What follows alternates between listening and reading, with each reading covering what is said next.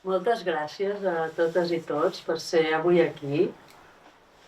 Soc conscient de la pressa de la vida i de les moltíssimes coses que totes tenim en les nostres llistes, inacabables, de coses per fer.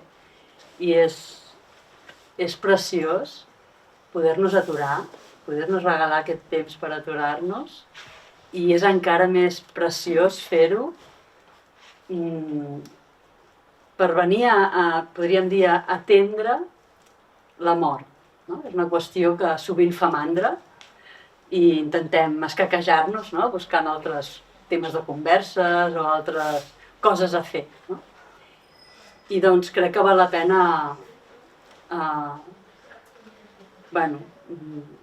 honrar, no? El fet de que avui som aquí per parlar d'això, d'alguna manera. No? I encara és més preciós, no? Venir aquí a Banyoles amb la xarxa, o sigui, com, no? Una ciutat us esteu organitzant per realment mirar la mort de cara i trobar maneres per tenir cura d'aquest final de vida. No? I com dieu, cuidar el final de vida és cuidar la vida. Llavors m'inclino davant de tots els que ho feu possible, realment és admirable i tant de bo podeu transportar això a cada poble, a cada ciutat, perquè és molt necessari. I també m'encanta veure moltes cares conegudes, no? Alguns acabeu d'acabar la formació i és com si fa 2 dies estàvem junts, no us heu quedat tips. Bueno, és especialment bonic, no? Veure que no esteu tips, que no estem tips de parlar-ne d'això. Bueno, doncs quan em vau proposar de venir a fer una xerrada, vaig sentir aquest títol, no? Com Doula de la mort, una vocació ancestral i profundament contemporània. No? Llavors, dedicarem aquest temps a explorar aquesta figura de la doula de la mort.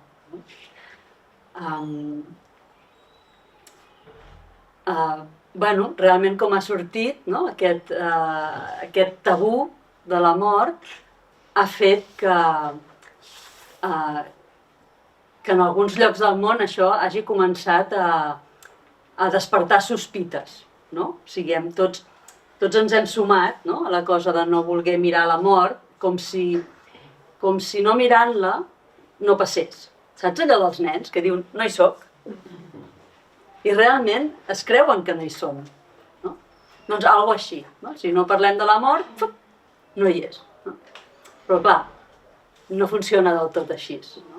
I a mesura que anem vivint, tots anem tenint experiències de gent propera que va morint. És inevitable. No? I aquestes experiències, al final, el que ens porten és adonar-nos no només que el fet de no parlar-ne no ha esquivat la mort, sinó que de sobte ens trobem davant d'una situació pel qual no estem gens preparats. No? De cop és una tragèdia, és una desgràcia i és algo com si ens hagués caigut de sorpresa, com pot ser que hagi mort? No? És com, què no hem entès? Què no hem entès de la vida? No? Hi ha un exercici que sempre invito a fer i que no em cansaré d'invitar a fer, que és senzillament, que tots els que heu fet la formació l'heu fet, no? Que és senzillament anar una estoneta a la natura. No cal ni una natura exuberant ni gaire estona. O sigui, ho podem fer en un jardí de la ciutat, on sigui, no? I simplement permetre'ns preguntar-li, o sigui, buidar-nos una mica de tot el que portem a sobre, primer, i després obrir-nos a aquest espai més sensible, intern, no? Amb una freqüència més sutil, podríem dir, i a partir d'aquí fer aquesta pregunta a la natura. No? Què tens, natura? Què tens tu per dir-me sobre la mort? I a través de l'escolta i l'observació podem veure que mirem on mirem, és impossible mirar la natura sense veure-hi mort entrellaçada amb la vida. És impossible. En el moment que fem aquesta observació ens n'adonem que no haver-nos parat a pensar en la mort és, a veure, no sé quin objectiu d'això posar-li, no? O sigui, realment és impressionant. O sigui, m'impressiona el fet de que tenint la mort tota l'estona a tocar, no haguem parat a observar-ho. No ens haguem dignat a mirar-ho. Que bonic quan podem mirar la vida, quan podem mirar la natura i veure com aquesta s'entrellaça amb la mort i trobar bellesa en aquest gest d'entrellaçar-se. I en realitat, constantment la mort s'està entrellaçant amb la vida mentre anem vivint. No? Estem carregats, com diu l'amic Àngels Miret, no? Som experts en dol. No? Constantment a la vida anem morint a les etapes anteriors. No podem ser adults si no deixem enrere el fet de ser nens i nenes. No podem entrar en aquest dia d'avui si no deixem el dia d'ahir. No? Llavors, què no hem après? O sigui, com ha passat això? No? Que és com si la mort no anés amb nosaltres. No? Aquesta és la meva pregunta i d'alguna manera la pregunta que crec que hauríem de fer-nos.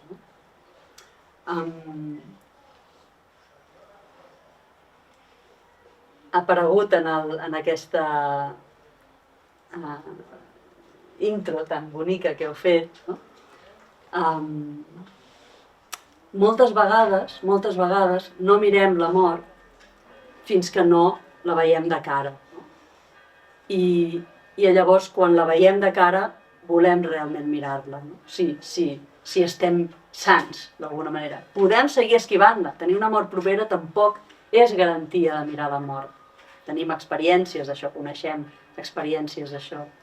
Però, si tenim un cor o una ànima que està preguntant sobre què és la vida, quan la mort se'ns fa present, de manera natural voldrem explorar, voldrem saber què és això. No? En el meu cas també és així. No? S'ajunta aquest foc amb el qual vaig néixer, un foc bastant indomable, no? Pobres els professors i les professores que es van trobar amb mi, els planyos, però bueno. Què és la vida? No? Jo recordo preguntar-me què és la vida. I clar, estar a classe, a l'aula, i vinga a explicar-me 1000 altres coses que no m'importaven gens. La meva pregunta no es veia resposta per tot allò. Entenc que s'havia de fer. I ara els dic als meus fills que clar, sí que ho has d'escoltar. Però no m'estaven responent la meva pregunta. Quan aquest foc, que ja venia amb mi, s'ajunta amb la mort, en aquest cas amb la mort de la meva tieta i seguida de la mort del meu pare, als 11 i als 13 anys, clar, aquesta pregunta per la vida es fa encara més viva. Quin joc és aquest? O sigui, a veure, no demano, o sigui, ningú m'ha demanat si vull venir o no, me foten aquí, no? Podríem parlar-ne molta estona, però bueno, així, per resumir-ho, me foten aquí. No? Se'm diu que, apa, aprèn, il·lusiona't, crea, sigues algú i que tingui més o menys coherència aquest algú que ets. Mira de no fracassar massa, no? Si pots triomfar amb aquestes coses que se suposa que hem de triomfar. Bueno. I enmig de tot això, sàpigues que en qualsevol moment pot fer patapim, patapum, fora de joc. No? Clar, com li expliques això a un adolescent? Quin és aquest joc? O sigui, jo m'ho he de currar per ser algú, però en qualsevol moment fora de joc. Què és això? No? Com deia Sant Francesc d'Assís, no? Tiene que haber algo más. tiene que haberlo, ¿no? El ser humano es espíritu, tiene alma, tiene que haber algo más. Què és aquest algo més? No? Això era el foc aquest que no trobava. No?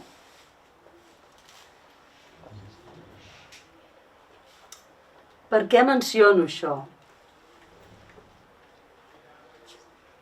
D'alguna manera, perquè ser doble de la mort, en un grau o un altre, comporta aquestes preguntes, comporta trobar-nos amb aquest foc intern i amb aquestes preguntes, i comporta mirar-les. No s'hi val, no s'hi val, des del meu punt de vista, acompanyar a morir sense haver-me fet la pregunta, jo mateixa. Em sembla una mica injust, no sé com dir-ho. I per això, des del primer moment, quan vam plantejar l'oferir una formació sobre doble de la mort, era innegociable el fet que fos presencial i vivencial.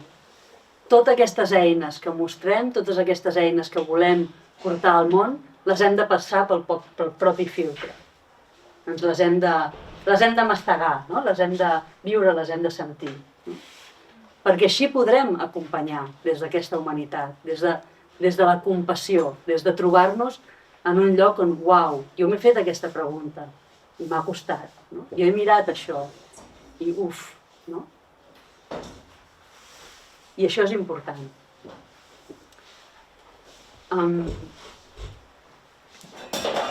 Després de la mort del meu pare, i abans, hi havia una amiga a l'escola, a la classe, que tenia com un tumor que a poc l'anava matant. I de fet, sempre dic que va ser el meu primer acompanyament a la mort amb aquesta amiga que va morir quan tenia 16 anys. No? Pilar? I que érem amb la Pilar, és que per favor, ara no havia pensat quan deia això. Amb la Pilar anàvem a fer cada dimarts, te'n recordes? I tant que me'n recordo. Aquelles sessions d'acompanyament. Sí, no anem més enllà perquè fèiem una cosa una mica estranya, però bueno, sí, no? De silenci, de pregària, d'estar allà presents. Bueno. Doncs, allà també va haver-hi una llavor. I per què deia això? Sí. D'alguna manera, jo no he anat a buscar aquests acompanyaments. És com si, a partir d'aquí, d'aquestes morts, la gent m'ha anat... O sigui, fins fa molt poc, no ho podíeu veure enlloc a la meva pàgina web, que em feia acompanyaments a la mort. Però sempre anaven venint. És aquesta màgia. I hi ha una cosa que és clau, que fa que entri en el món de la doble de la mort, i és que durant molts anys jo sentia que acompanyament sí, en l'hospital no. No vol dir que no en l'hospital, vol dir que no era el meu camí estar a l'hospital. No era el meu camí acompanyar la mort en l'àmbit hospitalari. No vull dir que no s'hi pugui morir o inclús que no s'hi pugui morir bé i amb dignitat, però no era el meu camí. Llavors, que molts anys anar com, però si no és a l'hospital, què és? Què és? Perquè sembla que avui en dia sigui quasi com, que es doni per entès, que això a l'hospital sembla el lloc. Avui en dia és, anem a l'hospital a morir, com anem a l'hospital a néixer o a parir, i en el cas de la mort, morim i si tens sort tens una estoneta i si no, doncs no. Si el normal és que no. Cap a funerària, tanatori, celebració funeral, pim-pam-pum. Quan tu saps, quan mor algú, tu saps que del dia següent, o com a molt tard l'altre, pim-pam-pum. O enterrar o a cremar.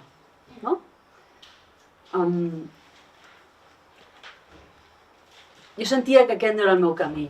I va ser anys després, al trobar-me amb Stephen Jenkinson, que és un home del Canadà, que ha fet una pel·lícula molt bonica, que un dia seria bonic, que es diu The Grief Walker, no? El caminant del dol. Allà va començar, vaig trobar-me amb un llenguatge profundament familiar, no? De cop i volta era com, uau, no? Està aquest home, aquestes imatges estan posant paraules a algo que ressona amb mi. Aquí hi veig un camí, no? I després la Meredith Little també, no? Que és la creadora de com es diu? School of Lost Borders. Bueno, recupera els ritus de pas, no? Sobretot els adolescents, però també diferents ritus de pas de la vida, no? I també els ritus de pas de la mort, entesa com a ritus de pas. I ella va crear amb el seu company tot un projecte que es diu l'art de morir, no? L'art de viure i de morir. I amb ella vaig tenir l'honor de fer tot un viatge, i allà es van seguir despertant aquestes sincronies, no? De cop estic trobant el llenguatge. No? I va ser trobar-me amb el moviment, no? Això va portar al moviment de doula de la mort. No? Què és important entendre de doula de la mort? Que és diferent d'altres tipus d'aprenentatges que podem fer entorn de l'acompanyament a la mort. No? I és una cosa que encara ara estic integrant, que és que no només és l'acompanyament en si, que també, sinó que és una manera d'entendre, podríem dir, la mort, o inclús la vida, no? O sigui, i en conseqüència la vida, no? O sigui, va més enllà d'un aprenentatge, d'una disciplina concreta, no? És una manera de veure la mort que també té a veure amb el moviment de Death Positive Movement, no? Un moviment de la mort en positiu, que també és un moviment que va començar com cap als anys 90 també, i que busca trencar aquest tabú. No busca només aquest acompanyament, sinó busca sanar d'arrel aquesta mirada errònia de que la vida és vida aïllada sense mort. I això per mi té sentit, quan ve d'un moviment, quan ve d'un espai molt més ample que el que és l'acompanyament quirúrgic, no? L'acompanyament d'acompanyant específicament al final de vida. No? I això és molt important en la doula de la mort. Sempre dic, la tasca bàsica, la número 1, la inesquivable de la doula de la mort és l'educació, és la sensibilització. Una pot ser doula de la mort, i anirem una miqueta a desgranar les tasques, sense haver vist ningú morir. I seria doula de la mort, no? Perquè podem anar a les escoles a parlar de la mort. Com és que no hi ha la paraula mort en tot el currículum escolar? Que haurien de saltar totes les alarmes, no? Quan hi ha tantes maneres de parlar d'això a través del joc, a través de les estacions de l'any, jo què sé, la tardor, ens ho posa una bandeja, no? Quan a un nen o una nena arriba a classe que se li ha mort el hàmster, o l'avi, l'àvia, no? Què fem a l'aula? No? Fem veure que no passa res? O aprofitem com si fos un tresor preciós i aprofitem per obrir aquest debat, aquesta mirada, no? Per observar què és això de la mort. No? Perquè això senta unes bases. No? És molt interessant també, no? Una de les altres coses que explorem, i que m'agrada molt explorar, a l'iniciar qualsevol acompanyament, és mirar en profunditat, no? Com ha arribat aquella persona a creure el que creu sobre la mort, no? A sentir, a viure el que viu entorn de la mort. No? I val la pena rascar. D'on ve el meu muntatge sobre la mort? No? I a vegades preguntar-nos, no? Fem també l'exercici de quina és la primera impressió de la mort, la primera experiència de la mort. I és impressionant com ens marca això. Moltes vegades, quan fem aquest cercle i preguntem quina és la teva primera impressió de la mort, és impressionant quan surten tantes persones no? La meva àvia va morir i a mi em van portar a casa d'una amiga. El meu avi va morir i a mi no m'ho van dir. No? No em van deixar anar al funeral. No? Vaig arribar a casa, el meu conillet d'Índies havia mort. Bueno, després vaig saber que havia mort perquè la mama va dir que s'havia escapat. I barbaritats d'aquestes. No? Com podríem canviar com a adults? No? Entendre que quan intentem amagar alguna cosa amb una criatura adolescent, aparentment sembla que li estem estalviant un mal tràngol en aquell moment. Però el mal que estem fent en les profunditats durarà fins sempre. Perquè com és que en aquella persona, quan li pregunto, no, quina és la teva impressió de la mort? Si va enrere, sovint va directe a aquella experiència en què va ser exclòs, en què va haver-hi un silenci. No?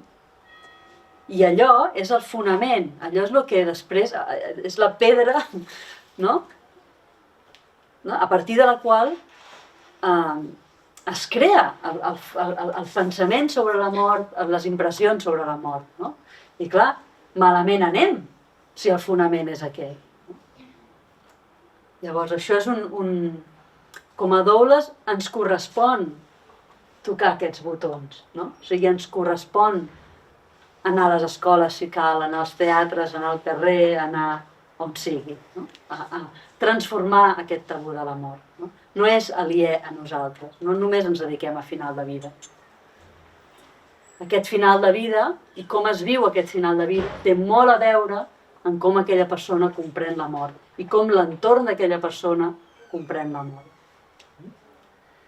Llavors, si parlem de tasques, m'agradaria mencionar, no? Ara que tinc unes notes, miro, m'agradaria mencionar, no? El concepte, la paraula doula, d'on ve. No? Realment, doula, en grec antic, vol dir estar al servei. No? Llavors, és molt bonic, no? Estar al servei, quan aquest servei que estem oferint està col·locat en el lloc correcte, no? Quan no ve d'un estic algo recombolesc, tipus faig això per aconseguir amor o mandangues d'aquestes, no? El plaer d'oferir, el plaer d'estar al servei. El moviment de doula de la mort, no? De fet, algunes coneixereu, no? És més conegut, podríem dir, les figures de doules de naixement. Sí? Són aquelles, normalment dones, però també poden ser homes, entremig, que acompanyen d'una manera no mèdica, sinó emocional i pràctica a les dones tant abans tant en el procés de l'embaràs, mentre el part i el postpart.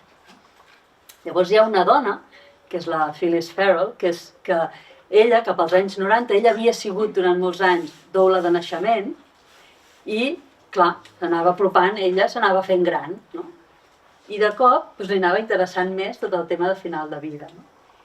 I va organitzar una xerrada, una trobada més que res, a Nova York, amb el títol Cuidem el final de vida, no? Cuidem el morir. I d'allà es va començar a veure aquest paral·lelisme.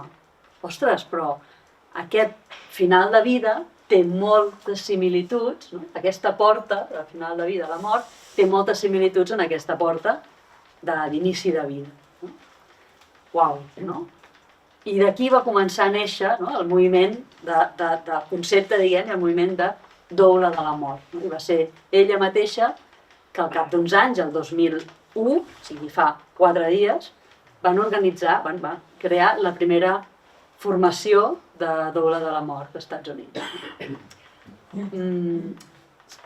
Jo crec que és important recalcar, més que res perquè el detall no té desperdici, no? Que tot i que a dia d'avui, sobretot en els països de parla anglesa, no? Estats Units, Anglaterra, Austràlia, Hi ha diverses formacions a Doble de la Mort i és un moviment doncs, que ja comença a conèixer una miqueta més, tampoc massa, però una miqueta més. Tot i així és curiós que no hi ha cap formació reglada a cap lloc. A cap lloc. No? Ara, als Estats Units s'està començant a reivindicar, no? S'està començant a proposar per què no es fa aquesta formació reglada i més tots els paràmetres d'una formació reglada. No? Però és interessant. El moviment va creixent i jo em vaig formar als Estats Units i amb diferents mestres de l'origen, llavors és molt bonic, no? Aquestes dones que fa tant temps que estan fent aquest acompanyament. I va ser aquí, quan estava acompanyant, que me n'adonava que em sortien serveis, em sortien acompanyaments a diferents llocs, de Catalunya i d'Espanya, i jo em feia, ja us ho dic, jo pensava, és que quina mandra, jo no, quina mandra, que jo ara mateix tinc una família, i no volia, no podia assumir aquests desplaçaments, no? I pensava, però com puc delegar això que sento tan meu, en el sentit que té aquesta mirada tan específica, de Doble, d'aquest principi d'aquesta mirada positiva de la mort i tot això que us he explicat abans. Com puc delegar això? Va venir un dia, vam quedar amb l'Àngels Miret, no sé si la coneixeu, és dedica a l'acompanyament al dol, com a dins de... No està jubilada, però ha sigut mestra durant tota la seva vida, i ella va ser, d'alguna manera, que va plantar la llavor, va dir, és que Gemma, el que tens que fer és una formació, perquè així podràs transmetre això d'alguna manera i hi haurà més gent que ho faran d'alguna manera semblant, a la seva manera, però amb aquesta visió, amb aquest gust, i aquest sabor, i podràs delegar, tindràs confiança per delegar. I primer vaig pensar que no, tinc mandra, crear una formació. En tot cas, el que vull és ser pastora i anar-me'n a la muntanya, que això no va més bé. Però a poc, evidentment, li vaig anar donant voltes i al final, efectivament, s'ha convertit en una formació i és preciós veure la resposta. I aquesta resposta a mi em parla de la necessitat i em parla de la set d'aquesta mirada, i em parla d'una readiness, d'un estar preparats per aquest moment, a nivell de societat, estem preparats per això. O sigui, ho dit d'una altra manera, com a societat comencem a sospitar de que potser això que ens han ensenyat no és tota la veritat. Com a societat comencem a sospitar de que potser hi ha una altra manera de morir.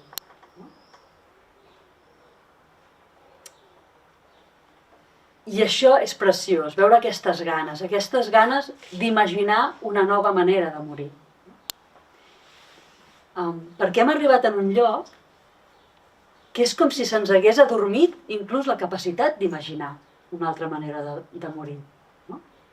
És tan obvi, això que deia abans, a l'hospital, tanatori, funeral, pim-pam. Però és tan obvi que no ens atrevim ni a qüestionar-ho. Llavors hem de fer l'exercici de començar realment a imaginar. I per imaginar hem de pensar en opcions i obrir la ment. I mirar com s'ho ha fet altra gent, i mirar com ho fèiem abans.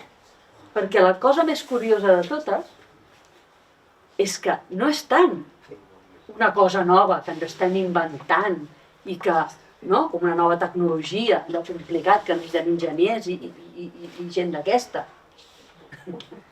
sinó que és recordar i un acompanyar-nos a recordar allò que les nostres cèl·lules encara saben. Encara saben. Llavors això és preciós. No? Quan oferim en aquest cas és la formació, és igual, no? O això que estem fent ara. No? Quan es tira una proposta i hi ha una resposta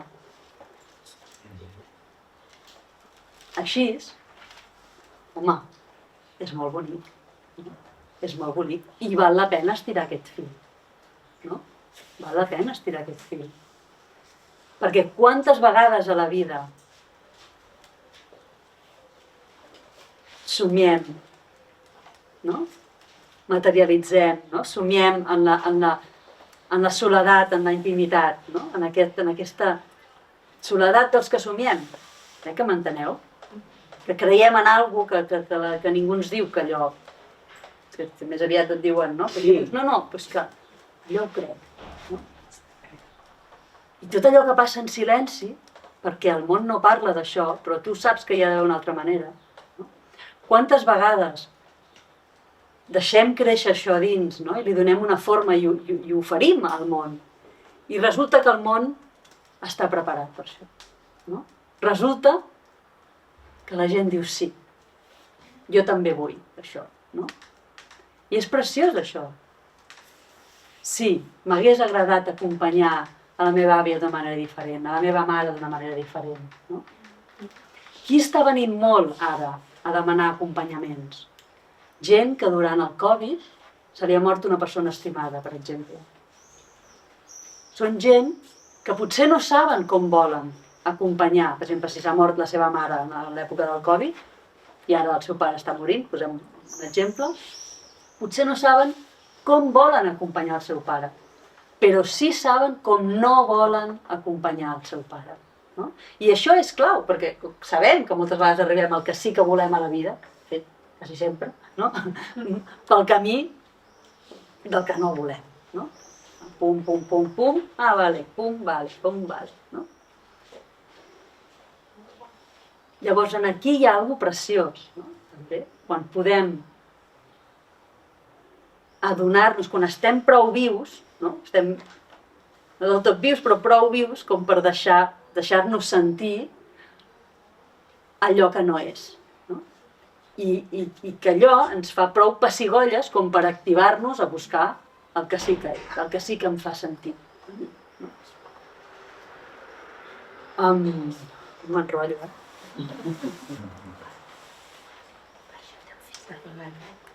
Sí.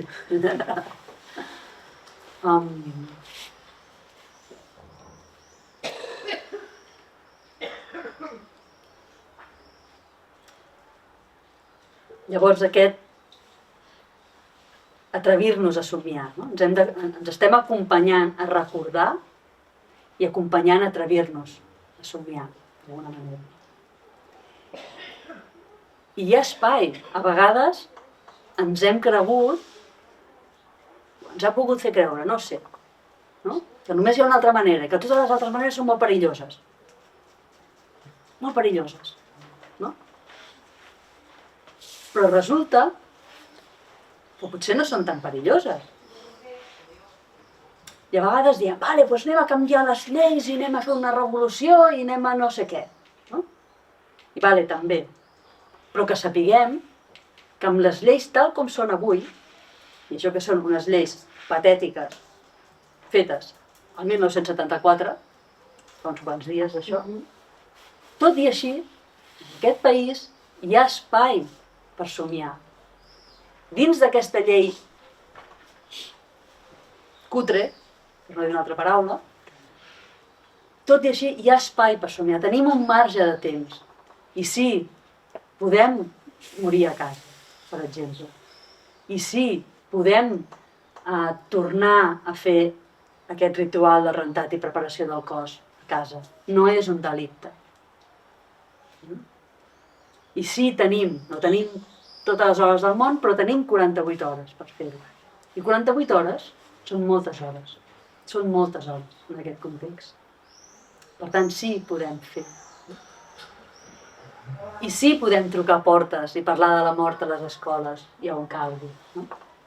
Tot això ho podem fer. Llavors, les doules de la mort tenim aquestes tasques, no? He portat una mica de llista de tasques, tot i que són moltíssimes més, no? Però les hem organitzat d'alguna manera. La primera seria això, no? Educació vivencial i divulgació. No? És intrínsec, està en l'ADN de la doula de la mort. No? No pot anar sense això. No? En primer lloc també perquè si el món no sap dels nostres serveis, com es demanaran aquests serveis? No? Llavors, el primer que hem de fer és informar, és divulgar. No? Una altra manera de morir és possible, podem acompanyar, podem assessorar, podem preparar-nos per la mort, podem acompanyar a preparar-nos per la mort.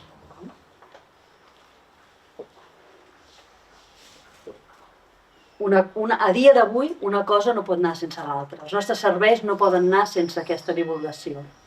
Sí? Tant de bon dia tothom conegui les tasques de la doula de la mort i no calgui ni fer divulgació. Ja ens trucarà, no? Ja arribarà. Però bueno, també és molt maco aquests inicis, no? A vegades des del col·lectiu de doules, no? No, perquè volem lluitar perquè sigui una professió reconeguda. Jo penso, sí, que arribi, però que bonic aquest inici també, no?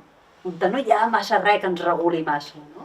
Perquè què tenim davant? Tenim un oceà preciós per crear, per dibuixar, i això és un moment engrescador, és un moment preciós, no? Ja ens anirem posant lleis i normes i tal, i jo ja, després ja suposo que ja estaré fent de pastora.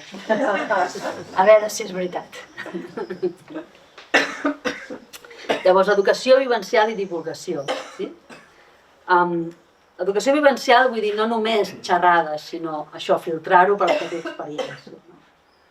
Planificació, podem acompanyar en aquesta planificació de final de vida, doncs creant converses, no? Animant a converses, decisions i assessoraments sobre, per exemple, les voluntats anticipades, no? Creació del llegat personal,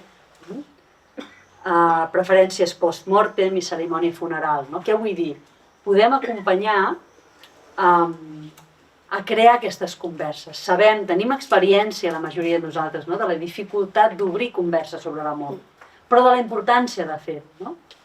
Bueno, doncs, una de les moltes coses que hem creat i que fem són aquestes cartes vitals, que allà us en he deixat unes quantes, perquè estic una mica emocionada perquè ara hi ha una editorial molt petitona que les hem pogut imprimir i llavors queden més boniquetes amb una capseta.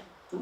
Però bueno, per dir un exemple, no? Doncs aquest és un joc de cartes de 34 situacions, no? Que ens situen davant d'aquestes cruïlles, no? I és una excusa, és com àvia, vol jugar, no? Quedem per jugar a les cartes vitals, no? I aquí anem estirant fils de converses, no? Per exemple, i podem ordenar aquestes cartes, no? Per exemple, els meus desitjos, no? No ser una càrrega per la meva família o persones properes, no? Poder parlar sobre el que em preocupa o em fa por, saber que algú m'escolta amorosament sense judici, no? Rebre acompanyament espiritual, mantenir-me en connexió amb la natura tant com sigui possible. No? O sigui, l'important d'aquestes cartes és que aquestes preferències són tan úniques, tan genuïnes, és tan preciós veure com cadascú tenim unes preferències i que no podem assumir les preferències d'un altre. No? Per això quan acompanyem hem d'estirar aquests fils. Hem de saber què vol l'altre. No? Quan acompanyem, l'art d'acompanyar sobretot és escoltar, sortir del mig, no? I tenir molt clar que és la seva mort, no la meva mort. Per idees fantàstiques que tingui jo. No? Puc assessorar, puc obrir mirades, però després està al servei de com vol aquella persona. No? Llavors, això és un joc, no? A través de diferents situacions podem jugar i ordenar, no? Què és molt important per mi, què és menys important i menys important. No? I ordenar allò. I allò ens serveix per estirar fils de converses. I ens serveix també per després, per exemple, trobar-nos amb la parella o amb la persona referent o amb l'amistat important d'aquella persona, no? I deixar clar, veus que el que és important per a aquesta persona és això? No? I a partir d'aquí podem fer accions concretes. No? Si és molt important per la persona, per exemple, l'aparença, el veure's bé, no? Potser això no és important per mi, perquè no he sigut mai, jo què sé, de pintar-me les ungles o de pentinar-me massa, no? Però potser és molt important per la meva àvia. No? Doncs com honro això? Potser, si això és el que és important per a aquella persona, doncs honrar això en aquella persona, en aquell cas, és anar a comprar aquell pintaungles fantàstic que li encanta. No? I és aprendre com fer aquesta manicura, no? O portar algú que li faci un pentinat especial. Aquesta escolta, això que va més enllà del que jo faria, no? Això és molt important. O crear, no? O acompanyar en crear aquest document de voluntats anticipades. No? Em sembla que la propera serà la Tanit. No? Doncs això és molt important, perquè el document és important fer-lo. Jo diria, per sobre de tot, és aquestes converses, i aquest pensar totes aquelles situacions el que és important. Podem acompanyar també a fer un llegat de vida, no? Per què? Perquè moltes vegades no tenim perspectiva del que hem sigut, no? Inclús persones que han fet un munt de coses poden arribar a final de vida pensant no he fet res que valgui la pena, no? Rescatar allò. Hagi fet el que hagi fet, tots tenim una història de vida molt que val la pena honrar. Això pot canviar molt, no? Quan podem estirar aquests fils, pot acompanyar molt amb una mort en pau, no? De veure que la vida pròpia té sentit. Acompanyar, per exemple, a resoldre temes pendents, no? Aquelles baralles, aquelles situacions que ens deixen com amb una amargor, no? Això també podem acompanyar-ho, no? O fer possible aquests encontres, o escriure una carta, o trobades, una telefonada.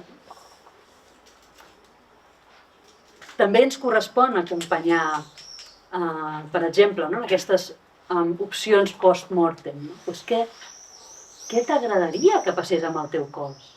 No? Qui t'agradaria que estigués allà quan mors? No? T'agradaria que els teus éssers estimats fessin aquest rentat i preparació del cos? Com un cant de lloança, no? Com una manera d'honrar cada part del cos que t'ha acompanyat tota aquesta vida. T'agradaria incinerar, enterrar, no? I quina cerimònia funeral t'agradaria? Potser podem inclús acompanyar a fer una cerimònia en vida. Per què no? O donar idees. No? Com podríem proposar una cerimònia funeral que realment honrés la vida d'aquesta persona? No? Que no fos allò de nou, no? Aquell personatge parlant, no? De la persona morta sense haver-la conegut. No?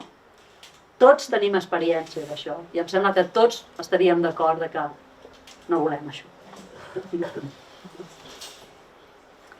Llavors, també ens correspon, no? Assessorament legal, no? Oferir gestions funeràries alternatives, no? Imaginar una altra manera de morir, no? Aquest assessorament, aquest obrir la mirada. També com a tasques podríem dir, no? Pues acompanyar aquest ritual de rentat i preparació del cos. Sempre dic, no és tant que la doula el faci, sinó la doula acompanya el cercle íntim d'aquella persona. I és un cant d'amor, realment és molt bonic de poder acompanyar això, no? Quan la família, quan els éssers estimats ja estan oberts. No? I saber que això es pot fer a casa, però que també podem demanar una miqueta de temps a l'hospital i podem fer almenys part d'això a l'hospital. No? Una de les coses més traumàtiques és, no? Quan estem respirant aquest ambient sagrat, no? Aquesta freqüència de la mort, i de sobte s'emporten el teu ésser estimat amb una bossa de plàstic. No? Llavors, com a doules podem protegir aquest moment. No? Podem fer una mica d'intermediaris entre la família o el cercle íntim i la funerària. També és possible una vetlla a casa, bueno, acompanyar-ho. també podem fer de celebrants de cerimònies funerals o almenys acompanyar, a ingeniar aquesta cerimònia funeral, no? En el que tenen la veu, no? I el protagonisme, doncs, la família o els amics, els éssers estimats, no? Que representi aquella persona. No? I és totalment viable i factible i meravellós en deixar passar uns dies. Sobretot si hi ha hagut cremació del cos, no hi ha cap pressa, no? O si inclús si es vol fer un funeral amb el cos present, no? Es pot fer una cosa doncs, més curta, no? Però després fer una altra celebració passat un temps. No? Bueno, tot això ho hem d'anar imaginant, ho hem d'anar obrint aquests camins. No? I també podem acompanyar aquests processos de dol. Sempre des d'aquest lloc, com a doules, sempre tenim molt clar, no? Que la nostra intervenció, el nostre acompanyament no és mèdic. No? I sempre ens agrada doncs, treballar des dels equips, no? Des de tenint en compte els diferents equips. No? Potser hi ha metges, metgesses, infermeres. No? No venim a robar-li la feina a ningú. No? Al revés, anem a complementar alguna cosa que és obvi que falta. No? Era molt divertit, no? L'altre dia a Telecinco, no? Que el titular era, no? Más de 20.000 personas mueren solas en España cada año. Vale, no? I la següent frase, amb aquell afany de fer polèmica absurd, no? Las doblas de la muerte vienen es un intrusismo, no sé què deia. Disculpa, a veure, perdona'm, senyora, perdona. Sí. No pots dir en la mateixa frase. S'està morint tota aquesta gent que ningú l'està acompanyant. Els metges no estan saltant acompanyant, no hi ha temps. Les infermeres tampoc. Per tant, hi ha un buit aquí. Hi ha un buit. Hi ha un espai meravellós, no? En el que podem tenir aquesta ajuda, podem tenir aquest acompanyament. I això d'alguna manera és el que venim a fer les doules, no? A sacsejar, a obrir la mirada i acompanyar des d'un lloc arrelat, no? Des d'un lloc en el que som, no? Aquesta presència serena davant la mort. No? És que no cal fer gaire més, no cal dir gaire més. No? En la mesura que som aquesta presència serena davant la mort, tot canvia. I aquella situació extraordinària, no? En el que algú està morint, i en el que d'alguna manera ara pensem que no sabem què fer i que és una situació que se'ns emporta, si podem ser allà, moltes vegades només dient la persona està perfectament dissenyada per morir, estem perfectament dissenyats per morir, igual que ho estem per néixer, podem fer un pas enrere i confiar en el procés de la persona, de la mort. Podem potser aquesta presència de calma. Moltes altres coses poden passar. Perquè quan no estem preocupats amb el que no sabem, no? Doncs llavors ens podem dedicar a una altra cosa. I la família o el cercle íntim pot obrir-se a una altra cosa, que no és només la preocupació i l'angoix. Perquè una altra cosa és això, em pregunto, per què mantenim tot aquest secretisme, no? Sempre dic, el primer que hauríem de fer quan un familiar o un ésser estimat entra en un procés de final de vida és rebre un fulletó, no? Que ens digui això passarà, això passarà, això passarà. Perquè quan sabem el que passarà, ens relaxa. I el 99% de les vegades passa el que està estipulat que passi, no? Per tant, per què no informem? No? Per què no regalem aquesta informació? No hauria de correspondre només als metges, només a les infermeres. No? Tots, com a éssers humans, tenim la capacitat d'acompanyar i ens correspon, tenim dret a saber què li passa a aquest cos quan mor. No? I una miqueta, doncs, això. Llavors, actualment sí, no? Podem oferir un servei privat, no? La gent ens pot demanar els nostres serveis, però també una cosa preciosa que està passant és que, clar, a la formació ve tot tipus de gent, no? Venen metges, venen infermeres, venen treballadores socials, venen mestres, venen tot tipus de persones amb tot tipus de bagatges i professions, no? I sense voler-ho, o volent-ho, què està passant? Doncs que inclús en el sistema, aquests metges que han vingut a formar-se, no? Que ja et diu molt d'això, perquè com és possible que un metge, amb tota la carrera que s'ha hagut de tragar, digo jo, no sé, perquè és complicadíssim això de ser metge, no? No s'hagin preparat per la mort. Com és possible? No? I que tot sigui salvar aquella vida. No? Llavors, són els mateixos metges i les mateixes infermeres que venen a formar-se. Perquè és obvi que hi ha situacions en les que no se senten preparats. Això també ens haurien de donar pistes, no? Del panorama. Llavors és molt bonic perquè és com que sense voler-ho s'està infiltrant d'aquesta manera, no? Perquè clar que hi ha metges que comencen a veure tot això i comencen a integrar-ho en les seves tasques, infermeres, no? I treballadores socials, no? I s'està entrant, no? Tot això doncs a les residències de gent gran, no? Que com és possible que en una residència de gent gran no es parli de la mort ni s'ofereixi una preparació a la mort, no? Com és possible que hi ha residències encara a dia d'avui que tu vas i preguntes escolti, i quan algú mor què passa? Què feu? I la resposta sigui amb cara de peix. No, és que aquí no es mor ningú. I tu dius, perdona, la mitjana d'edat és 85. Per què? Perquè hi ha un protocol gairebé establert. Que aquí quan algú fa un cinglot se l'envia a l'hospital per treure'ns el mort de sobre. No? I que a més, quan aquesta mort passa a l'hospital, després moltes vegades no s'informa als altres residents. I ells saben, aquella persona marxa per la porta i saben que no tornarà. Però ningú els hi confirma. Entenc que treuen la foto de la porta, no? Que havien posat en aquell intent de fer-nos creure que era casa seva, de residència. No? Llavors, falten moltes coses per canviar. I alhora estan canviant les coses. No? L'altre dia estava fent una xerrada davant de 300 adolescents. Em vaig plantar allà i de cop em va venir, no? Dic, uau, aquest era el meu somni. No? Aquella nena que li va morir el pare, no? I que no, per protegir-la, no li van dir que el pare estava morint. No?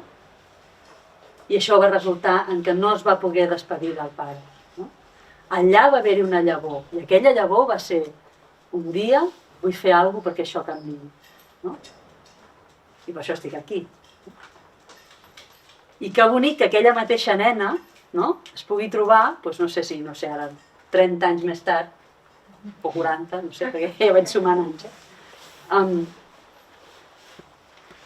davant de 300 adolescents que s'estan preparant, no? Que estan fent un grau per preparar-se per acompanyament en... no sé els noms tècnics, però per acompanyament de gent gran i de situacions de discapacitat, no? I que hagin organitzat tota una jornada per a aquests adolescents que s'estan formant per acompanyar gent gran, tota una jornada dedicada a la mort. Ostres, dona molta esperança, no? O que hi hagi aquí la Lídia Orra avui, no? Amb aquesta tasca tan preciosa que pots fer, no? La Clínica Salut. O sigui, això dona esperança. Que hi hagin aquestes escletxes per on ens podem colar i començar a obrir la mirada, començar a transformar.